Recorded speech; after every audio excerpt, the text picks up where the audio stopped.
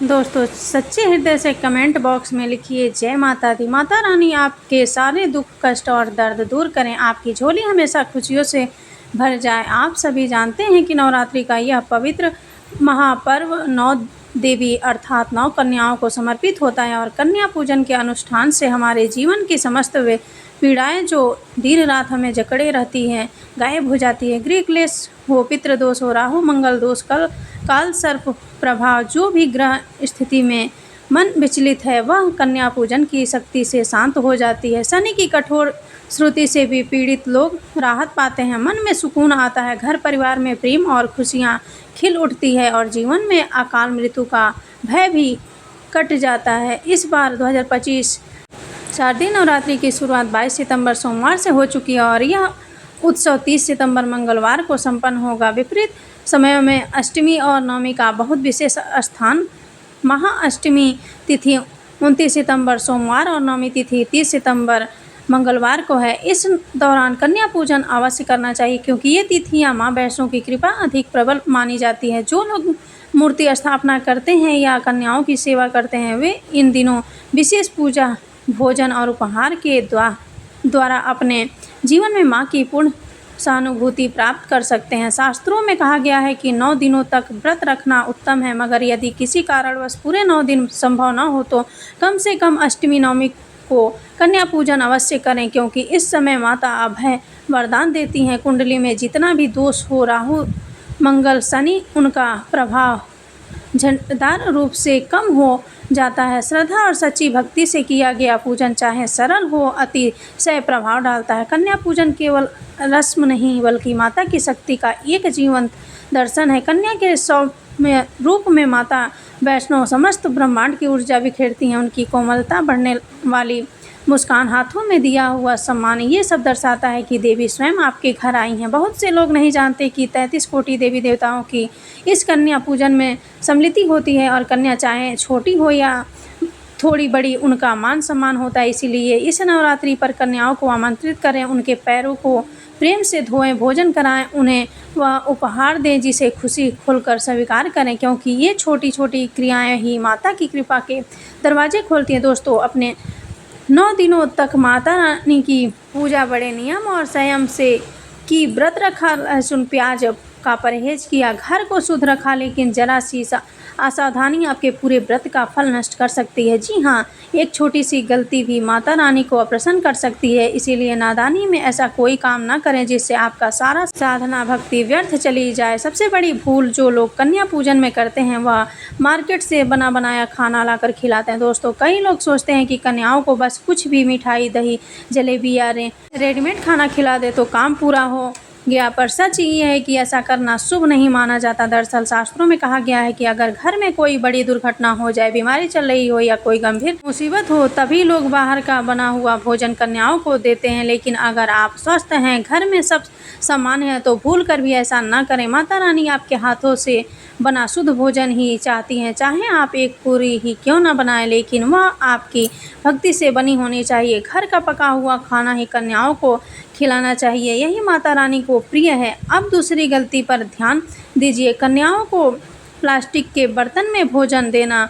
बहुत से लोग सुविधा के लिए प्लास्टिक की प्लेट्स या दोनों में भोजन परोस देते हैं, लेकिन दोस्तों यह शुभ नहीं बल्कि अशुभ माना गया है। वजह यह है कि ज़्यादातर प्लास्टिक उत्पाद जानवरों की हड्डियों की प्रोसेसिंग से तैयार होते हैं जो पूजा पाठ के समय एकदम वर्जित है। ऐसे में अगर आप कन्याओं को प्लास्टिक के बर्तन में खाना खिलाते हैं तो वो भोजन अशुद्ध हो जाता है और माता रानी नाराज हो सकती हैं। हमेशा याद रखें, कन्याओं को स्टील के बर्तन या पत्तों से बने दोने पत्तल में ही भोजन कराना चाहिए। पत्तों से बने बर्तन में भोजन कराने का महत्व तो और भी खास है क्योंकि इसे माता के आशीर्वाद का प्रतीक माना जाता है। कहते हैं कि पेड़ के पत्तों पर भोजन कराने से देवी अभय वरदान प्रदान करती हैं और परिवार पर उनकी कृपा बरसती है। और हाँ, नवरात्रि में अगर कन्या पूजन के बीच शुक्रवार का दिन पड़ जाए तो उस दिन एक और बड़ी सावधानी रखनी चाहिए। कन्याओं को किसी भी तरह की खट्टी चीज़ें न खिलाएं क्योंकि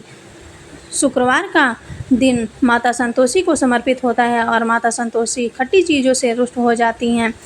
वो नवरात्रि में सक्रिय अवस्था में होती हैं और हर घर गृहस्थी पर दृष्टि रखती हैं। अगर आपने उस दिन खट्टी चीज़ कन्याओं को खिला दी तो न केवल माता संतोषी नाराज हो सकती हैं बल्कि आपके घर पर संकट मंडराने लगते हैं। इसीलिए दोस्तों इस बात का विशेष ध्यान रखें कि शुक्रवार को कन्याओं के भोजन में खट्टी वस्तु बिल्कुल ना हो। दोस्तों अब बात करते हैं उस छोटी सी चीज़ की जो दिखने में तो बेहद साधारण है, लेकिन उसका महत्व इतना बड़ा है कि माँ दुर्गा की कृपा बरसाने में यह चमत्कार कर देती है। जी हाँ, मैं बात कर रहा हूँ लौंग की। शास्त्रों में कहा गया है कि नवरात्रि में देवी शक्ति को लौंग अत्यंत प्रिय है। कन्याओं को भोजन कराने के बाद उनकी थाली में चुपचाप एक लौंग रख देना चाहिए। उसका मतलब यह नहीं कि सिर्फ एक मसाला दिया जा रहा है, बल्कि यह प्रतीक है माता शक्ति की उपस्थिति का। लौंग में स्वयं नौ दुर्गा का वास होता है। कहते हैं कि इन 9 दिनों में माता रानी को अमृत से भी बढ़कर लौंग प्रिय है, और जब आप कन्याओं को थाली में लौंग अर्पित करते हैं तो यह समझिए कि माँ दुर्गा आपकी हर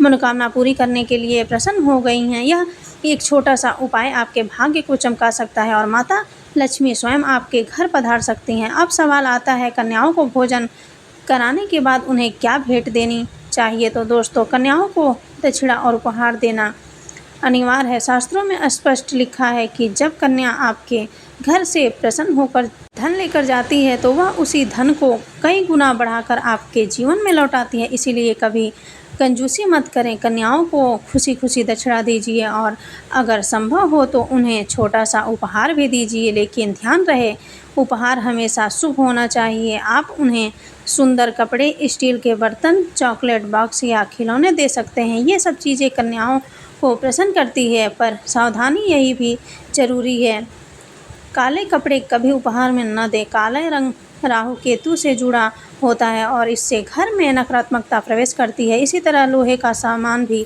कन्याओं को उपहार में न दें, क्योंकि यह राहु दोष को आमंत्रित करता है और जीवन में परेशानियों का कारण बन सकता है।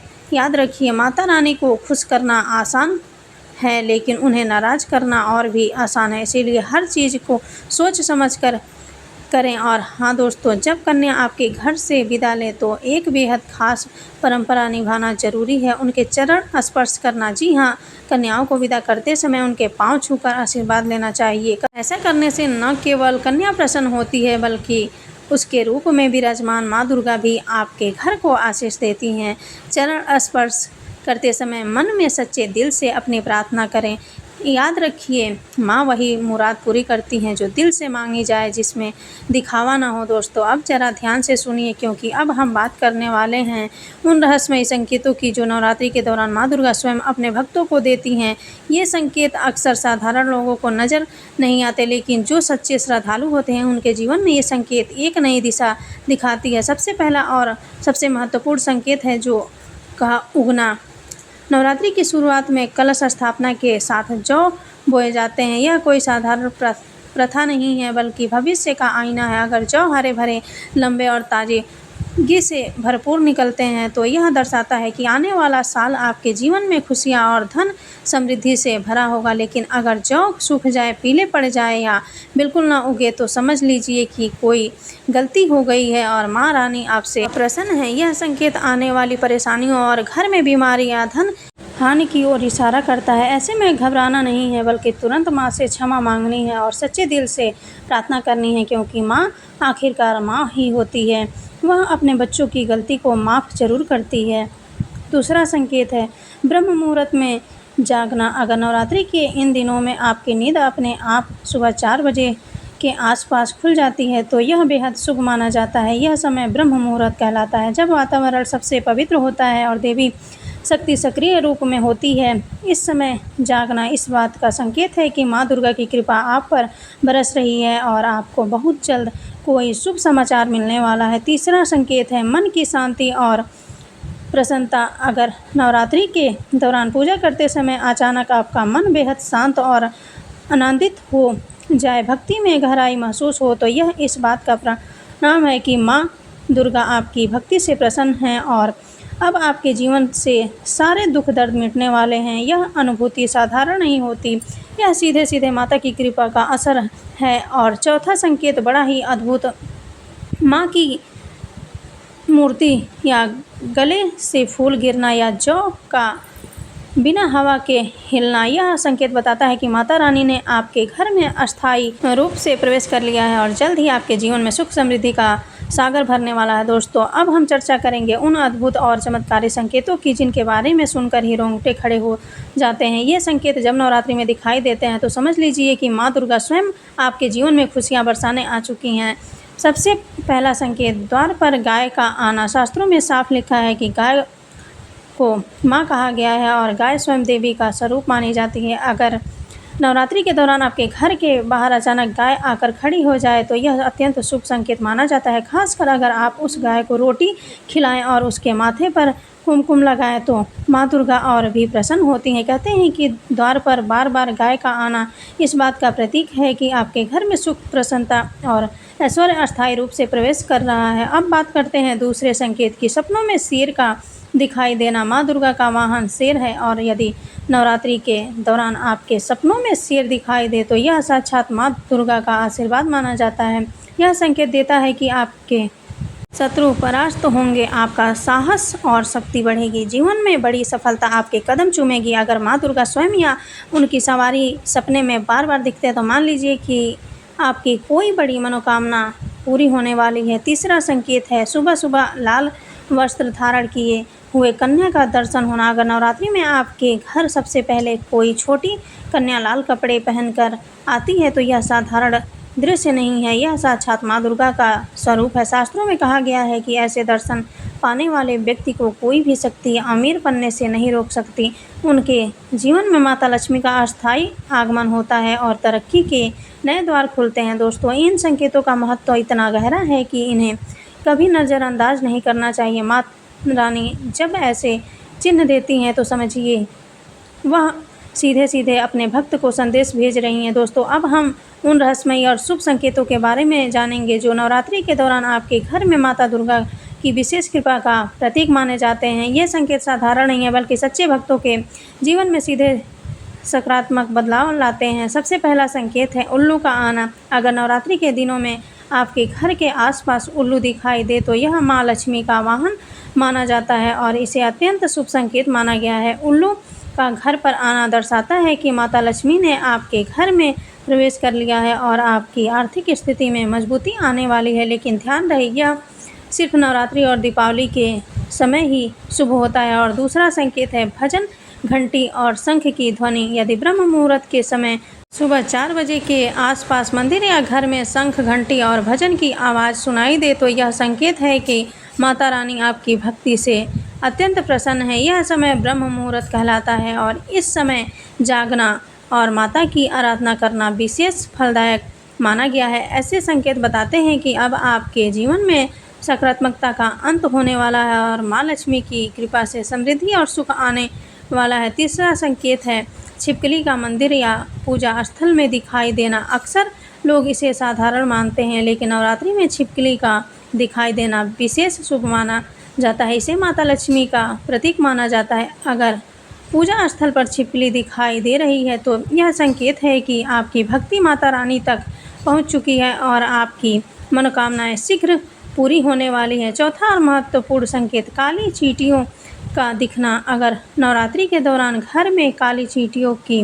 लंबी लाइन दिखाई दे जो खाने के आसपास चल रही हो तो यह शुभ माना जाता है। यह दर्शाता है कि माँ लक्ष्मी आपके घर में सक्रिय रूप से मौजूद हैं और आपके घर में सुख, समृद्धि, धन्य धान्य की वृद्धि होने वाली है। इन संकेतों को समझना और ध्यानपूर्वक देखना बहुत ज़रूरी है क्योंकि ये संकेत केवल श्रद्धालुओं को ही दिखाई देते हैं और इसके आधार पर आप समझ सकते हैं कि आपकी भक्ति माता रानी तक पहुंच चुकी है और अब आपके जीवन में सभी संकट समाप्त होने वाले हैं। दोस्तों, इन सभी नियमों और संकेतों का पालन करने से न केवल आपका नवरात्रि व्रत सफल होता है बल्कि माता रानी आपके घर में खुशियाँ, ऐश्वर्य और शांति लेकर आती हैं। कन्या पूजन के दौरान सच्चे हृदय से मांगी गई मुराद अवश्य पूरी होती है। दोस्तों, अगर आपको यह जानकारी पसंद आई हो और आप चाहते हैं कि आपकी नवरात्रि और भी मंगलकारी बने तो नीचे कमेंट बॉक्स में लिखें जय माता दी। अपने दोस्तों और परिवार के साथ यह वीडियो साझा करें ताकि वे भी माता रानी के